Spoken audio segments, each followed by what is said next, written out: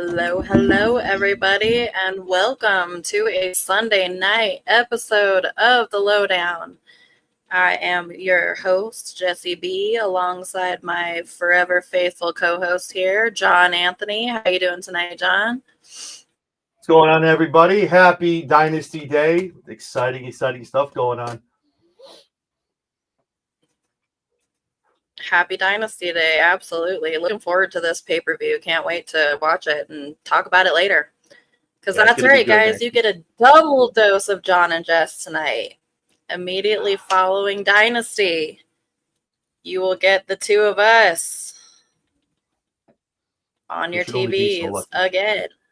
And then tomorrow, you get us on your fucking TVs for 3 hours, or your computer, phone, wherever the fuck you watch it. The people who watch me or subscribe get to see this face for 5 hours, a total of 5 hours the next 2 days. So good on you. But yeah, exciting couple of days here at Chair Shot Sports Media. So we're very, very excited. 100%. We're just waiting for our guest here. We were running a little behind, so I did let him know we were running a little late. So awesome. Sounds good. Joining us tonight is going to be Preston Vance. Straight from the frat house.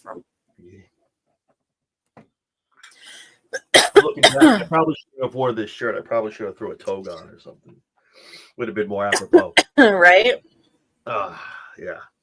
Brings me back to my college. Just go grab a sheet real quick. Yeah, right? I'm good. Just grab a sheet real quick and throw on a toga. No, we're good. But yeah, very, very exciting stuff, man. I can't wait to get done with this. Not to rush it, but can't wait to get done with this. Go check some 0 Hour and just dive into Dynasty. With that card, we're probably talking to you guys at 1 a.m. to be perfectly honest with you. With 9 matches starting 8 o'clock AEW style, it's gonna go at least 12:30. So let's get ready. So it's gonna be fun. But the matches are awesome. I'm sitting here, man. But is he in here yet? I want to go on I'm telling you, man. I'm dying on this Julia Hart-Hill. I'm telling you, I'm dying on the hill. Nobody's picking her. I'm telling you. Mark my words. I'm telling you, man. Oh, we'll find out soon enough. So excited, man. I can't wait. Can't wait for the World Heavyweight Championship match. Oh, God, so good. So much stuff going on. So excited. I wonder if they're going to open with that match. Wait. Julia? Yeah. Julia Mercedes. No, because of no, they won't open with that match. They might open with Will.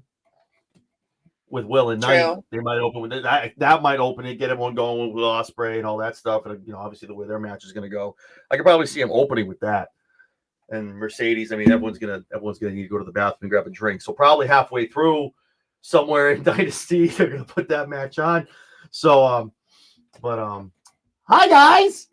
Thank you for running the podcast. Jumping in. Mike has a very vested interest in Dynasty tonight.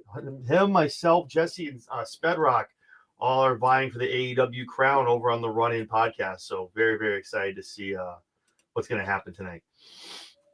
Yep. Awesome. Sped's going to make a clean crown. Yeah. If I win. If you win, right.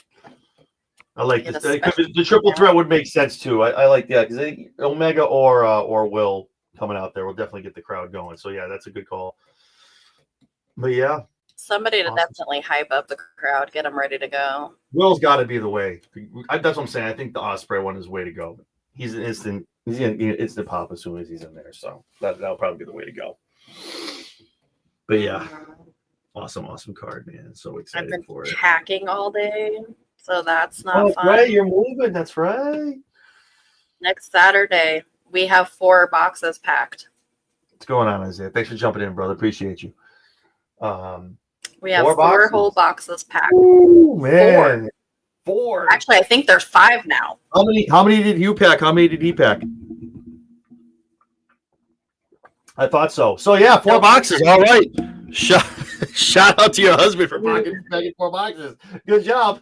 Actually, he cleaned up everything while I put stuff in boxes. So it was a team effort a little bit. And listen, everyone that's watching right now, see this, see what Mike's doing. Mike and us talk all the time. He's still gonna jump in the post show and check us out. So do like Mike, be like Mike, like, comment, subscribe, do the thing, join us here immediately after Dynasty. Do the thing. And do the damn thing. Yep, we'll be doing the thing. Bruce, what's going on? Thank you for jumping in. Appreciate you, man. Awesome. But yeah. Right, yep. Awesome. Oh, it's about to get loud because the dogs are coming back in the house. Oh, Tank cannot be in the show, man. I don't think there's Tank one and show. Luna are coming in. Luna too? They just got to go to the dog park. Okay. Tank and Luna. Wow. Okay, Luna too. Sweet. Tank, I'm over here. Hey, Mom. He went straight for the bedroom because he thought I was in the bedroom. That's what he does when he comes in. He's got to come in and tell me that he went outside. And just so you know, I'm good. Just so you know, Dad took me outside. I'm good now. I'm weeping. That's awesome. Now they're getting water. Well, hey, while I'm telling everybody, I got Mike up on the screen again, just so you guys can see what the podcast name is. If you're going to tune in to us on Wednesdays and on Mondays, whatever day, make sure on Thursdays at 8 o'clock. If you're not doing anything, got something to do, tune into the Run In podcast, 8 o'clock. Big Mike, Spedrock, killing the game, going over everything in wrestling, AEW, WWE, TNA, you name it. They cover it. Awesome prediction shows. Always have cool guests on, so definitely check them out as well. Word. That's yeah. Go do the thing. Do the thing. And I don't see them in here, but definitely go check out Kicking Out at 2 also. Amazing interview this past week. Awesome Michael. interview. Yep. They did a great interview this past week with Kid Bandit, which is actually going to be on the Lowdown. Woo! There we go. Breaking news, baby. Awesome stuff. So we're getting some sloppy seconds from Kicking Out at 2. Thanks. Appreciate you kicking too. Thanks for keeping it warm for us. Awesome stuff. But excited for that interview. That's gonna be awesome. I'm very, very excited. Yeah, it's gonna be fun. Yeah. I gotta find out what their favorite Star Wars is. And also too, speaking of guests, we allured to it a little bit, talking about tomorrow night. Myself and Big Mike from said Running Podcast sit down at 6:30 with the current TNA X Division champion and former TNA World Champion Moose is in the house at Chairshot Sports. And then obviously, like, you don't get enough of us on a weekly basis. Me and Jesse B are sitting down with the female belt collector of the Indies, Vicious Vicky, at 7:30. So excited for that as well. So yeah, if you don't want to miss any of that, click the bell, do the thing so you don't miss any of our shows, which is a lot of them. So, and Mania prediction shows will be announced very, very, very soon. Very soon. So excited for that as well.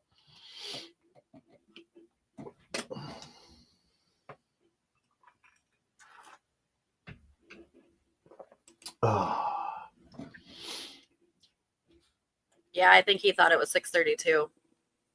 All right. He'll be on in a few. No big deal. I might have said 6:30. I don't remember. I'm a fucking space cadet. Yeah, that's why. Yeah, you gotta take your meds.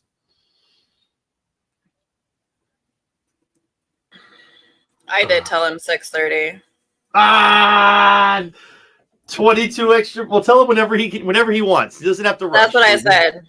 Yeah, don't kill yourself, bro. It's cool. Don't worry about it. We're just gonna sit here and shoot the shit anyway for 20 minutes. Don't worry. It's totally cool. Half of what me and Jessica are going to talk about now is what we do on our shows anyway. Which match are you? What is going on, Which match are you most excited for on Dynasty? Was that for Stampede? No. Which match are you most excited for on Dynasty? Which one are you looking forward to the most? I don't know, man. There's so many. I'm excited for the Owen Hart stuff. Obviously, the triple threat's gonna be to see Speedball. I gotta go. I gotta go heavyweight match, man. I gotta go main event. Talking about Mox, talking about Swerve, man. For the AEW, doesn't get any brighter than that. Doesn't get any better than that. I think it's gonna be a hell of a match. I still think it should have been some kind of stip, like a no DQ or something. But that's not here nor there. But I'm not gonna lie. You know what though? I'll take one step back. I'm really excited for Adam Cole. the Adam Cole, Daniel Garcia match. That's going to be interesting. I know we all have different picks on that. I think I'm the only one who's on the island of Cole. Is that me? Or did everyone else pick? No, I was the lone island of Garcia, actually. Oh, you were? My bad. Okay, I thought I wasn't able to be on. I thought. Okay. Oh, that's right. Yeah, Spedrock did pick at. Yeah, all right. Okay, you were on the island of Garcia, and I'll tell you, we haven't talked about. You had some great points, but with Adam doing it, obviously he has been hitting the gym, so kind of some of those jokes go away now. I think they're going to reward him and get him more. Like you said too, it is a collision title pretty much, but I think they're going to start putting it over more on Wednesdays. That's why I just think Adam's going to finally get that reward of being healthy, doing his thing. I think, but don't get me wrong. I think Garcia, amazing champion, has done great things with that belt. But Mike had a great point. It's one of those, hey, thanks for signing the contract. Here's a title run for a little bit. Well, we're going to need that back for a minute. Thanks. We're going to need that back. Yeah, but nothing against DC, man. Awesome champion, awesome talent, man. He's come so far in the past year, man. I'd love to watch him in the ring. One of the main reasons I tune in on Saturday nights is to see Daniel Garcia. So, yeah, for sure. I'm excited. But yeah, all again, up and down.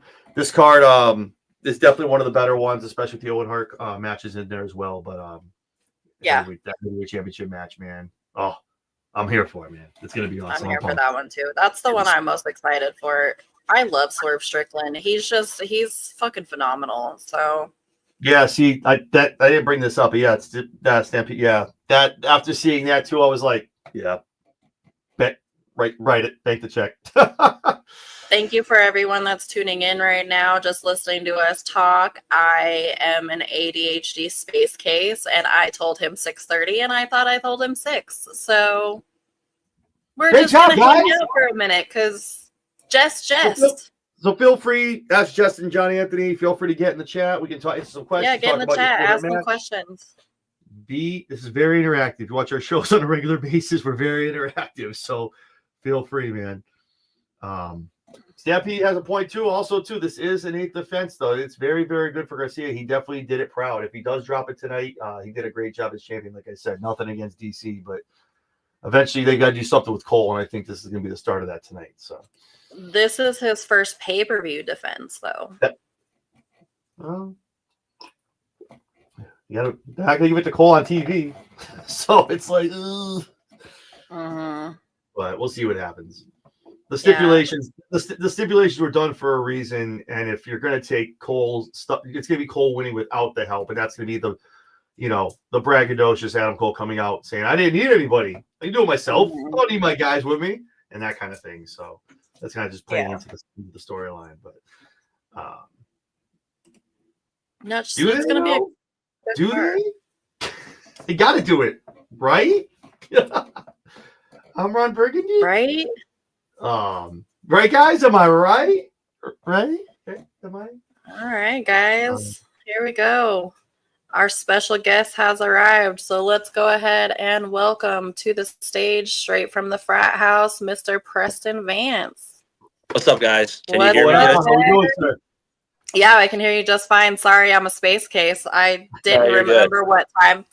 I think I was trying to get it done before 0 hour started. Okay, so that's why mentally I was thinking 6 o'clock, because I was trying to get it done before 0 hour started. How you doing tonight, man? Like, hey, we're on in like 5. I'm like, you said 6:30, but okay, I'll jump in. Cool. Yeah, that's fine. All right, let's just send it. I was said we were running late because he wasn't logged in yet, and that's because I'm fucking me, and I gave the wrong time to everybody. All good. Thank you for joining us, man. Thank you. Man. Yeah, thanks for having me. Thank you for coming on tonight and rescheduling. I know we had some travel issues last time, and good old airlines making things run late. Yeah, always. Story of my life. Oh, if I'm on an airplane, there's a guarantee it's going to be late. Everybody who's flying with me, because guaranteed something's going to be wrong with the plane, or we're going to be late. Yeah, you're the curse. I am every freaking time. It never fails. Never fails. So once again, thank you for joining us tonight. We're really excited to have you on. Big player in AEW and Ring of Honor. So it's really nice to have you on the show. You've been a big staple of AEW since 2020. Um, Thank you. brought in by Brody Lee, right? Mm-hmm. That's awesome, man. Yeah. What was it like working with Brody? So the funny thing is, and I say this on all podcasts, a lot of people had this, they thought I was like related to him. I read a whole fake article that I was like his nephew, and I wasn't. I mean, I knew him, I knew him for maybe a day before I got signed, and it was, I mean, working with him was awesome. I met him. So when I got to AEW, I did a dark match against Darby Allin. And it was like the very beginning of the pandemic. And then Brody was still relatively new there. I think he got signed in like February. So this would have been like March, April. And then after I did the dark match, the whole world like legit shut down. And so we did like a dark match at Daly's place. And then we filmed 6 weeks of TV at a QT school in Atlanta. And that's where I met Brody. So like the day before we started doing the filming, he came in the school and I was like, I mean, for lack of better terms, kind of starstruck because I was always a big fan of like the Wyatt family, and I was like, this is awesome. And we just got to talking, and we both, we both love hockey. We were talking about our favorite drink is Tito's, and we just really bonded. He talked a lot about his family. We talked like for about 2 hours, and then he went up to Cody and QT and was like, "Hey, like, what's Vance's deal? Does he like have a thing with WWE or like what's he doing?" And they're like, "No." And then he's like, "Well, I want him in my group. I'll take him under my wing, on stage, backstage, whatever." So I'm like, wow, this is awesome to have someone like that vouch for me without even really knowing me. And then I signed my contract, and then 3 days later I tore my bicep, and I was like, oh shit, like this guy just put his stamp of approval on me. And so I remember texting him, calling him, QT, Cody, and I mean, I'm like almost crying, like what, like I'm done, before I even started. And then I saw him that week at TV, and he's like, I'm like, dude, I'm so sorry, like I fucked up. And he's like, you're fine, like you're young, you're jacked, you're good looking, like you'll be fine. And he gave me a hug, and I was like, damn, all right. And then he gave me his one of his ring jackets, and I fucking loved it. I still have it framed in my house. Wow. And to have this ring jacket to cover up your bad arm, because I still want you like on like stage with me every week, whatever. So I'm like, okay, cool.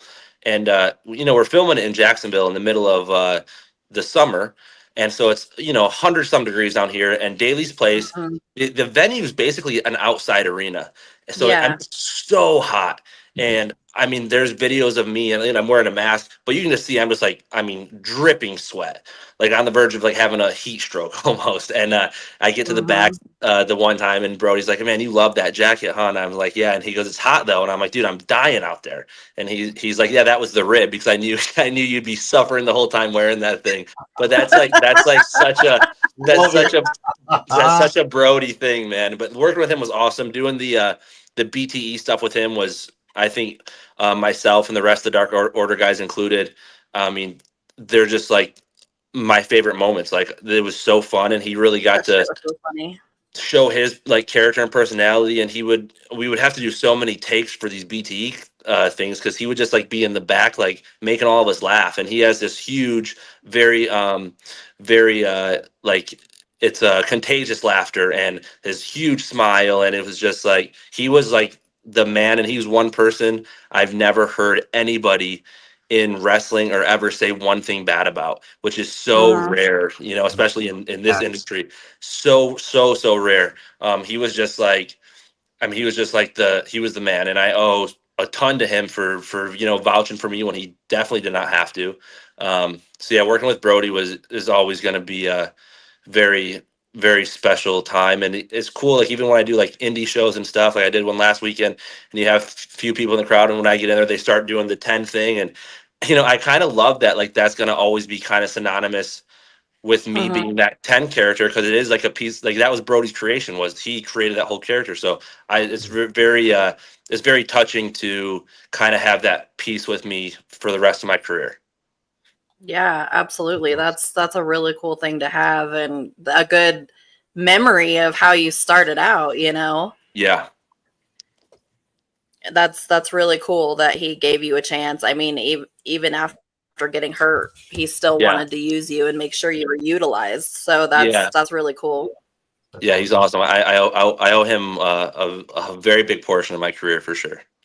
Yeah, good man. And from everything I hear from Amanda too, like on the heels calls and everything like that, which shout out to Amanda Huber for being the most fucking amazing woman on the face of the earth. What a good man he was. So. Oh yeah. And so during that time, you got close with -1. And you were working with him on TV a lot until you weren't. Yeah. How hard was that? Oh man. How hard was that to turn on that kid? So I loved it.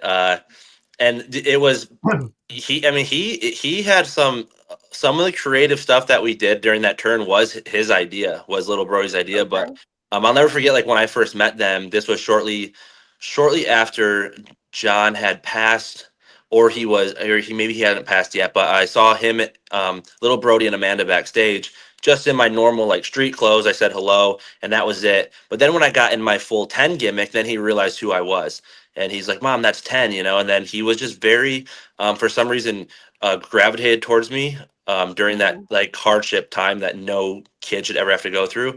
And I don't know if it's because on on TV we kind of portrayed I was like his dad's like he would call me his white knight, like kind of like right hand man. So when you're at that age, you could maybe let that spill into reality. So. And two, I'm kind of like a big kid. So I think when he was around me, he could kind of be a kid again and not think about what he's actually going through. So from that moment, he was just glued to me. And after he passed, he'd be FaceTiming me like sometimes like 10 times a day. And I loved it. Like I felt very, I was like, wow, this is cool that this kid like trusts me and wants to talk to me and whatever. And then as time went on, I'd hear from him less and less, which is good because that means he was like healing from the whole thing. But working with him, he's just a good kid. And then I wanted to take the mask off a long time before that, because on the indies before AEW, I never wore a mask and I never wanted to. In wrestling, I loved wearing it, and it was a cool challenge for me to learn how to wrestle in a mask. That's something I've never done before. But so the whole turn happening, like trying to think like what's me good, and I had to get the kid involved because it was such like it was a very almost like a it was a real life like feel good story. Like me and him had a he was like my little brother, like for real. And so it was actually his idea to have me take the mask off and throw it at his feet. And I was like, okay, that's awesome. And he really hammed it up. And I think that turn was almost like a coming out moment for me in wrestling, like to show a completely different side of what, the AEW audience saw me as. So it was, leaving the Dark Order was very bittersweet, but it was definitely time. So I saw it as more sweet than bitter, and having little Brody involved in it, I thought was awesome, because now like, he's 13 already. So, in 5 years we could really have some long-term storytelling, and he could come beat the shit out of me, long-term storytelling, man. That's that kid was on the November Heels call. He was actually the guest on the November Heels call. And for 13, that kid is so wise. Like, oh my God, beyond his years. He's such an old soul. He's just so mature for as young as he is. He's just extremely mature. Yeah, he's awesome. And I watched the videos of him because he'll train with TJ and Natalia down in in Florida, and in the ring, and he's already like good at wrestling. So when he's like older, he's gonna be a stud. So and he definitely has his dad's height, because he's already a group of us go to Disney every year for his birthday in January, and we call it Brody Day, and we have like t-shirts made and stuff. And so this past year when we went, and I'm like, every year this kid gets so much taller. It's like I think he's gonna be like his dad. It's just him and him and my oldest have the same birthday, actually. Yeah.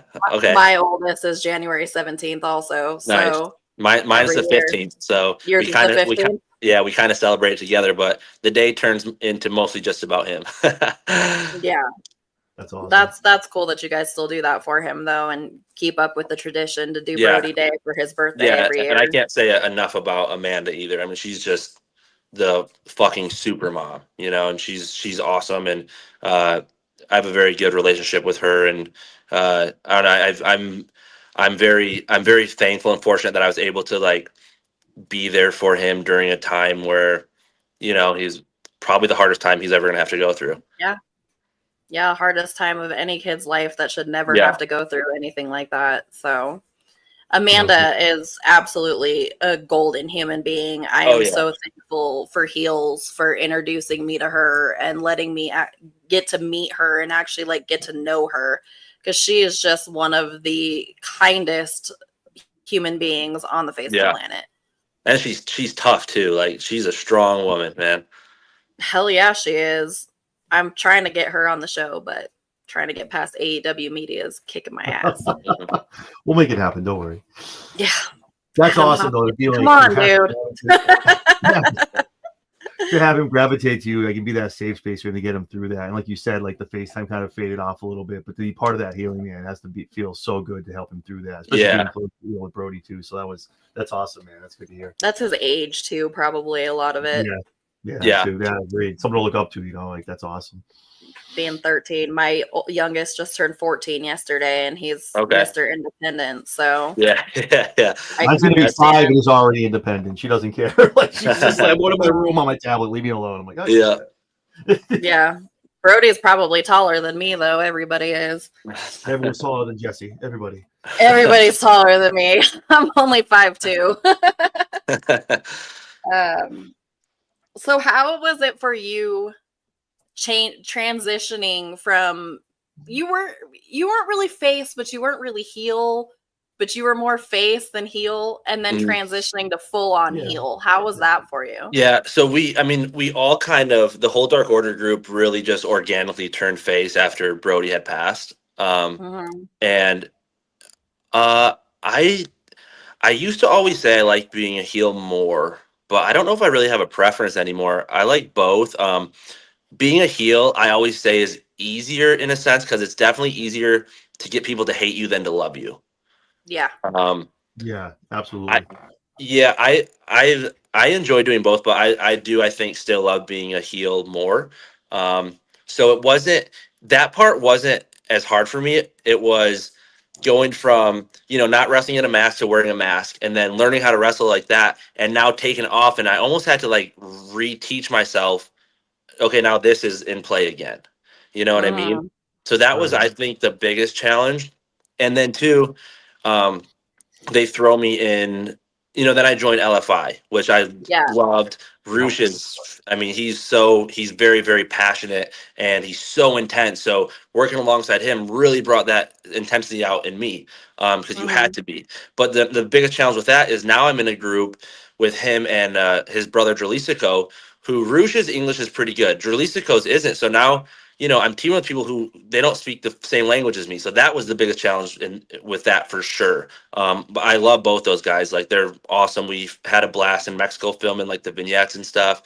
I've been fortunate enough to every group or faction I've been in that I've been really good friends with the people in the group. Cause I hear these stories from like these guys back in the day, they're like in these groups, and it's like, oh, we weren't friends like backstage, and I'm like, how do you have chemistry then, you know? Like, even with the Dark Order guys, like, and out of the ring, you gotta have like with the Dark Order guys, we were all like, you know, best friends when we were together, and then same with Roosh and Dralisico, and but they're like good challenges. Like, I loved like wrestling with the mask and like learning how to wrestle with the mask, and now learning how to wrestle with people who don't speak English.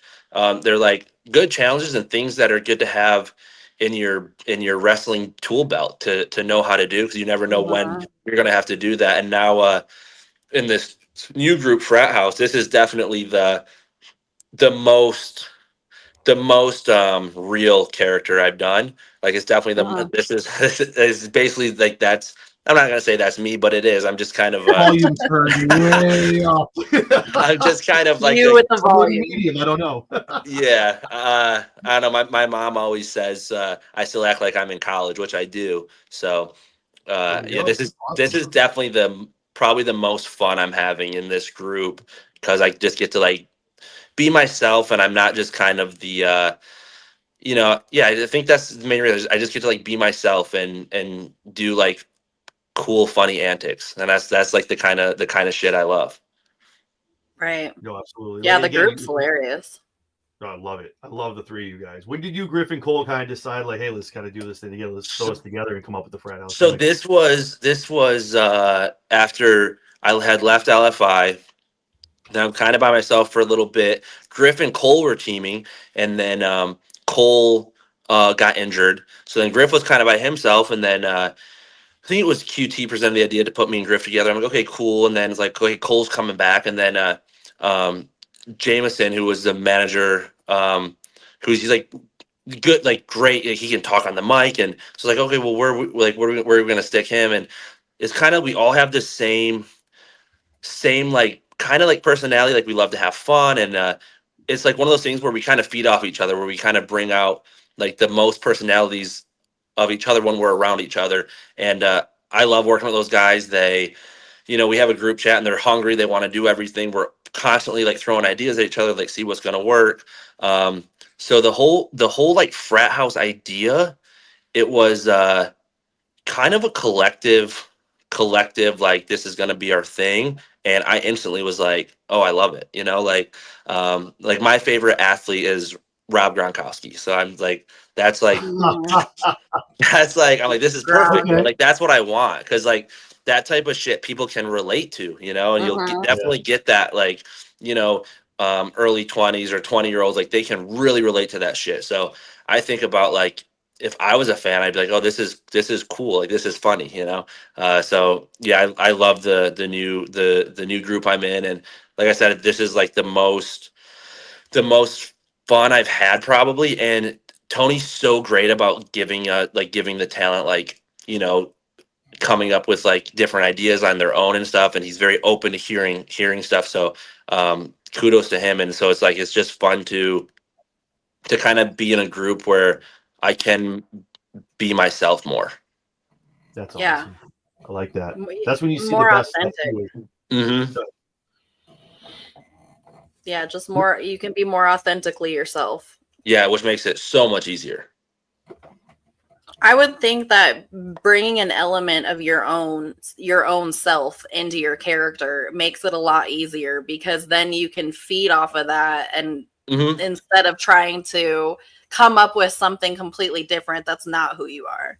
Yeah, and it makes it so much easier. And like I said, I've loved all the things I've done. Like I love being in Dark Order, but like I said, like wearing the mask and being like that is just that's not me. And then being with LFI, it's like, I was like this serious, like, like badass, like that's not me. Like I don't like generally get upset. I don't get mad. And it's like you have to be so serious, and it's like, man, I'm not serious. Like that's just not me. So it's fun it's fun to like I mean, I love doing it and make it work, but I love this, like almost like with a little bit of reins, but like just go out there and like just be yourself, you know what I mean? So I like what we're doing a lot, and I like the guys in my group. Like I said, they're all very hungry and determined, and they want to make it work as well. So it's very, very nice to have like that camaraderie with them. Griff always just seemed to have that drive and that will to succeed. Yeah, I've known Griff for years, because when I moved to Georgia, we did a bunch of the Southeast Indies together. So I've known Griff for years, and we would wrestle on the Indies against each other and stuff, and then and he's very like technically, like he's really good, and he's someone where like when you really get to know him and he comes out of his shell, you're like, wow, this dude's fucking hilarious. Like I love Griff, like and we would be on shows together, but we never were really like friends or hang out. And now it's like when we get to know each other, I'm like, wow, this is actually gonna really work, I think, because we're very similar in a lot of ways. Yeah, he's always been real hungry, it seems, and Very. everything that he used to do on Sammy's vlog was fucking hilarious. So. Oh yeah. Yeah, Sammy's vlog was what got me watching AEW, actually. Really? Yeah. Okay. Yeah. I started watching the vlog, and then I was like, you know what? I need to check this shit out. And so then I started watching during the pandemic. It was when I started watching. It wasn't the end of 2020. So yeah, Sammy's another. He's a very, very creative individual. Like definitely. the vlog and all that stuff. Like that's like definitely his that's his cup of tea to do stuff like that. Yeah.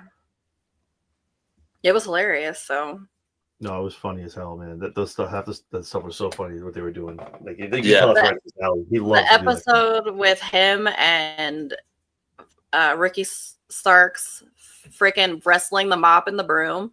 Yeah. That is still the funniest fucking thing I've ever seen. That was during the pandemic area when they're in there wrestling a mop and a broom. It was a tag team match against a mop and a broom. It was fucking hilarious. That's literally Ricky and Sam written all over it, actually. Yeah. That makes perfect sense. That's like the pandemic was so perfect for us because that's when we did all of our BTE was during the pandemic because we would have so much time during the day because we'd be filming multiple episodes. And so we would be there literally all fucking day. So we would find different areas in the room to film stuff. And then that one room that we would always film BTE in, it ended up being like dubbed like the Dark Order room. So we would change in there and everything because we would film everything like in that little bar room, like with Hangman and stuff. And yeah, we had so much fun filming just like stupid YouTube shit there. Like it was and the pandemic we were forced to all be together 24/7. So it was like it made us really like become like a real family. Like the locker room was so tight. And it like I don't know, it really made me like love going to work every day. Like I loved it. Like just going to hang out with your friends. Right, because you guys would just have to stay around you guys and not really have interaction with other people due to risk of catching COVID, right? Right. Yep. That's awesome. Yeah, a healthy locker room is always going to transcend into the product, into the show. You see it, man. Like you guys trust each other, they like each other. Always going to transcend onto television. So that's awesome. You can definitely see that, especially during the pandemic. Yeah, so, absolutely. Definitely. What is your dream match in AEW or Ring of Honor? So I can say my favorite opponent, and I've already wrestled him 3 times now, is definitely Moxley. Okay. We just have good chemistry in there, and it's like we both kind of like beat the shit out of each other, and I like that. I love working Moxley. I think Moxley's fucking awesome. He's my favorite, definitely my favorite person to wrestle on the roster. I love wrestling Darby too because he's just insane. Clearly, with what he's doing in 9 days. I'm trying to think of someone who I haven't wrestled who I'm like would really think. Whenever people ask me, I always just say Moxley. I think my favorite match still to this day that I've had is me and Rouge versus Mox and Claudio in the Texas Tornado match, and it was just bloody and violent, and I love that shit. So yeah, even though I've already wrestled him, I still think my dream match is always going to be Moxley. Yeah, you bled quite a bit even in that mask. I remember some of those matches. You were bleeding quite a bit in a few of them. Since the mask was white, it really like accentuated the blood. So it came out like aesthetically, it came out really, really fucking good on TV. Really bright. Yeah. I would imagine with Mox, if that's your style of fighting, just ground and pound on the mat. Yeah. That's definitely the guy you want to mess with. He'll tell you, I'm going to hit you hard, hit me harder. I'm going to hit you back. Yeah, it's got to be awesome. Love Mox. That guy's crazy. Love it. Still cringe from that spot a couple weeks ago with the nails. Man. What were you guys seeing that backstage? Like you guys must have been like, oh, what the that must have been wild to see that spot if it was anybody but Moxley, I'd be more shocked. But it's like you know what I mean? I'm like, man, that's just him, dude. I love it. I love Moxley, man. That's awesome. You just started pulling that out, and the skin just started coming with it. I was like, "Oh my god!" That's the thing too. And the credit to Mox. Obviously, Mox doesn't go half-ass toe in the water. He's like, "We're doing this. The spikes are going in. We're pulling them out. We're doing the spot. We're not gonna. No, we're doing it." Like, so but yeah, Mox is definitely gonna. I would imagine working with him is fun. Yeah, and he's he's just so. I mean, he's so good. So he's so knowledgeable and like. I would say backstage, he must be great, especially with younger talent. Yeah, he must be great, dude, he is, and he is the guy who will literally sit there and watch everything. And if you go and ask him, hey, do you have any advice, whatever, like he'll give it. Doesn't matter who you are, he will try to help you. That's awesome. Yeah, Mox. That's awesome. I've heard good things about Mox. Yep. Backstage. Yeah. Nate Dogg, we just went over that. It is Moxley. Your dream opponent. Awesome. While you're there, you want to bring up let's get a question from the people. So you want to bring Stampede's That's what I was. We share a brain because that's the one I was going for. So it says with ROH leaning more into a lucha style with a lot of CMLL involvement, have you thought of doing any shows in CMLL? I mean, I 100% would. I want to wrestle everywhere, do everything. When I was doing this stuff with Roosh, like the vignettes in Mexico, he had a show there at Arena Mexico, and then me and his brother came out and like interfered, and that was my first time ever in Mexico, and it was awesome. Like that, those Mexican fans are fucking crazy. Wild. And it's awesome. Yes. So I 100% would. And two, going back to like, working with those guys was such a challenge because they didn't speak English. But now that I worked with them for, a few years, it definitely, if I did do something in Mexico at CMLL or wherever, it would definitely help me knowing like, team with these guys so I can like basically work with anybody. So yeah, that is definitely something I would be interested in doing. Awesome. Throw the mask back on. Maybe give it another shot. Maybe. Come up with your own character, your own mask. Maybe. Alter ego. And then instead of 10, I'd be what, the ace, right? Not that. See, yeah. Alter ego. Look at it. It books itself, man. That's awesome. It'd be like the alternate Fuego del Sol. Yeah, exactly. Fuego 2. Fuego Dos. Jesus. Fuego Dos. Oh, man. Awesome. So obviously you've watched wrestling a long time. You've been doing this about 10 years now. Going across the spectrum of all the companies, everything. Who do you have as far as a Mount Rushmore of wrestlers, in your opinion, the biggest thing on the business, again, including everybody, who do you have? Yeah. I'd have to say Flair is always my go-to number one. Man, the other ones are hard. I'd have to say it is hard. It gets tough after Flair. A lot of people put Flair first, and then it just kind of The thing with Flair is he just was so like the epitome of like a pro wrestler, and I loved like I just loved like the antics and the partying, and it's like I don't know, I love that shit. So he's my personal first pick on the Mount Rushmore, and then the other ones, man, I don't know, maybe. But then when you think like who really kind of brought it to like bigger scenes, like I mean, just all the stuff The Rock has done outside of wrestling is crazy. Same with Cena. I don't know who would be. I'd say Flair, Cena, Rock, and maybe Austin. That's a solid 4. Yeah. Maybe, you got the Attitude Era, and you got Rock bringing it into the next generation. Cena doing his thing. Yeah. You got Ruthless Aggression. Yeah, I mean, you're covering every generation too. That works. Got the old school, the Attitude, the Ruthless Aggression, and now the Final Boss era. Yeah. Yeah, that's such a hard question. It's like you could make an argument for a lot of people to like 4 completely different ones, and it's like, damn, you're right. That's a hard question. But Flair's he's always on mine for sure. I can't remember one person who hasn't had him on the floor. If Yeah. he's not the number one, he's the number two. Someone said. Yeah. Awesome. I'm not a huge fan, but you can't lie about the fact that Flair transcended time. I mean, he went on for decades and decades and decades, and is still relevant to this day. They know people know who Ric Flair is, so you can't deny. And like Preston said, he's the one who was like, "Yeah, I'm rich doing this. Look what I'm doing, man." Yeah, and you believed it. Like you really believed it. Yeah. It was like, man. I think a lot of it he really did do, but he did live the character. That's for sure. Yeah, plenty of wives out on the road with that. So yeah, that's awesome, man. No, that's a good four. Thank you. That's awesome four. I like that. Who was your favorite growing up?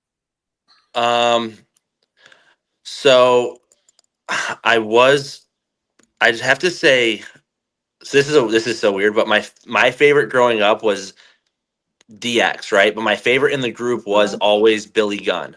And so now working with him and like being friends with him, that must be awesome to work with him. Wow, dude, it's so awesome. I fucking love Billy, and I just thought he was the coolest guy ever. So then working with AEW, me and him became close because I'm really good friends with Austin and Colton.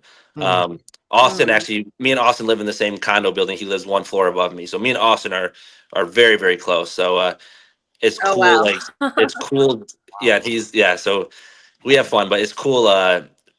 Just like we would have one show and then go to the next, and it'd be like me, Billy, Austin, and Colton all in the same car, and it's just cool hanging around Billy, man. And the amount of times I got kicked out of school, as a little kid for doing the suck it thing. Like my mom got so many phones, So yeah, working with Billy is awesome. My favorite wrestler growing up for sure was Billy Gunn. My favorite match was Rock Hogan at Mania 18. Okay. Yes. That's a good one. That was my favorite. And it's not even the fact that I've absolutely am like a huge fan or love one of them. It's the fact that just like when I did the stare down and like the crowd just going crazy, and it was like the environment it created was like truly like electric, and it was just like it was, I don't know, it was like literally like the passing of a torch type thing, and I thought it was fucking awesome. Yeah, it was great. I kind of have a similar thing like with DX, but mine's actually X-Pac. He's the reason why I started watching wrestling in the first place. But it was when he was in the NWO when he was 6'5". Yeah. So the very first wrestling I ever went to was fucking August 13th, whatever Hogan's birthday is, 1997. It was Hogan's birthday, and they were having a party for Hogan, who wasn't there. But that was the first, and I was just done, hooked on wrestling from that point on. Yeah, I love the whole everyone in DX. I was like, they just worked, man. They really gelled, and it was cool. Yeah. And that goes to what you said. I think those guys were thicker than thieves outside of the ring. So I mean, it transcend like everything they do. It's just guys having fun. A bunch of friends going on TV, do whatever they want to do, and you could see that through it. So, I was gonna say, I wish they would release that DX DVD or video VHS that they used to have, but I don't think they're gonna put that out there now since they're too in the PG era. But that video was fucking gold. Yeah, they got away with a lot of stuff. So much stuff, man. Yeah, oh my God. Nowadays, no, not even close. Yeah. There was titties on TV every freaking week. Yeah. Thanks to Triple H. Literally just point out, just go ahead, do it. Man, awesome stuff, man. They definitely transcended the Attitude Era, man. It was awesome. Yeah. For sure. Let's see. You got any more questions, John? No, I ran out of mine. I just wanted to ask, like, your time at the Monster Factory. I mean, how was that? I mean, I'm sure you got with a lot of people that were still up and coming in the business. You were the heavyweight champion, and also the network champion too. How was the wrestling down there? And how was the experience down there? I loved it. I made a lot of good connections being there. So when I started there was 2015. I graduated college in 2015, and when I took my last exam, I just packed my shit up and left. I had nowhere to live, didn't know anybody there, so I lived out of my car for the first few months in New Jersey, and I think it really made me like driven because I had enough money for a gym membership, and I would go into like this Snap Fitness and I'd sleep like in my car in the parking lot. But I was so embarrassed I didn't have a place to live, so I'd have like groceries and stuff, and I would cook all my food for the day at like 2, 3 in the morning when no one was in there because it was 24 hours. And I'd cook all my food in the bathroom on like a little George Foreman grill, you know, and then I would train every day. And Danny Cage owns the Monster Factory, and then the coaches there was QT, and then Damian Priest, and they both collectively probably have the not probably for sure have the biggest impact on my career, especially QT. He's not old enough to be my dad, but he's like my wrestling dad, and he's always looked out for me. And so when I went there, I met QT, and he kind of convinced me like, hey, like give this a shot, like whatever. So I did. But when I finally moved there, he was gone because he had just at that point broke his neck. So I was like, I basically moved there to train with him because we really like hit it off and connected. So now Damien or Luis, he's the trainer, and he's very intimidating, big guy. So I was like, what the fuck am I doing? But me and him, we hit it off fucking instantly too. So Damien played a huge role in my first few years in wrestling. Like we were always together. He would take extra time to help me, and he's probably like 10 years older than me. So at this point he didn't make yet, and he didn't think he was going to. So I'll never forget, he told me, he's like, I don't think I'm ever going to make it, but I think you will, and I just want to be like part of your story. And then, fast forward, and he fucking blew up, which is awesome because it couldn't happen to a better person. And then QT, he's just someone who has always looked out for me, but he looks out for everybody. He's so selfless, and he just is. His like wrestling mind is just unmatched. Like he's like a legit wrestling savant. And he's someone who I don't think will ever get the flowers he deserves. And I know I'm not the only person that thinks that. And he's very passionate about wrestling, and he definitely. I owe the majority of my career to definitely to QT. That's awesome. Yeah, again, another person I've never heard anything bad about is QT. Yeah. Like, everything that comes about, like you said, the selfless, always helping, always being there for people. Like, awesome. It's always good that you had the young guys. Yeah, I was gonna say, sure. You've been blessed to be coming up with some great individuals, man. Just have those connects and just be blessed to have that knowledge passed down to you, which is Brody is just. I mean, to have that interaction, man, is just so cool, man. Like that's awesome to have that in your life. Like a lot of people are gonna look back and never have that. You had a lot, so right? That's awesome. Right. Yeah, very, very, very fortunate in that. Because even when I started wrestling in 2015, I had a tryout with NXT in 2017, and then tore my ACL 2 weeks before that tryout. And so I moved back home to Michigan, got the surgery there, and then QT would keep up on me every day, and then that's when he started his own school in Atlanta. And he's like, hey, if when you get cleared and you're back on your feet, you should come to Atlanta and train with me. You can live with me and my wife till you find like somewhere to make money, whatever. So he really like legit has. I mean, opened his like home to me, and like so he's someone who believed in me more than I believed in myself sometimes, which really helps because a lot of people don't have that. I was just saying, sometimes you need that person that, like you said, not necessarily the dad figure, but that mentor or that person to look up to. You're like, damn, you know what, and that pushes you to keep going. That's awesome to have that. Well, I want to just bring up one more question. That's what this guy did for me with the podcasting. Because I wasn't podcasting on a regular basis until him and I started. I know he hates it when I say this, but if it wasn't for him, I wouldn't be podcasting on a weekly basis. All right. Yeah. So we got another question from the crowd. Hold on. Again from Stampede. He's like, shut up, Jessica. With AEW Ring of Honor sending talent to MLP, shout out to MLP, awesome organization. Would you be interested in working shows up there in Canada? 100%. I would absolutely love to. I've watched their stuff, and it's very well produced. Like it's very, very good, and it's very good. Very impressed. And two, I could be wrong, but I think they do the shows like right on the border of Canada and Michigan. So when you cross the Windsor Bridge in Detroit, you're like right there. Because I think they filmed in Windsor, Ontario. Which they do because we had Dijik on last month, and he was saying this is very easy to get right over. It's right there. It makes it easy to get in there when you're doing it. So yeah, they do. Yep. And I grew up in Michigan, so whenever I can wrestle even remotely close to Detroit or Michigan as a whole, I wanna fucking do it. So yeah, that is definitely something I would absolutely love to do. Awesome. Thank you, Stampede. Awesome. Thank you. Let me make sure we didn't miss any.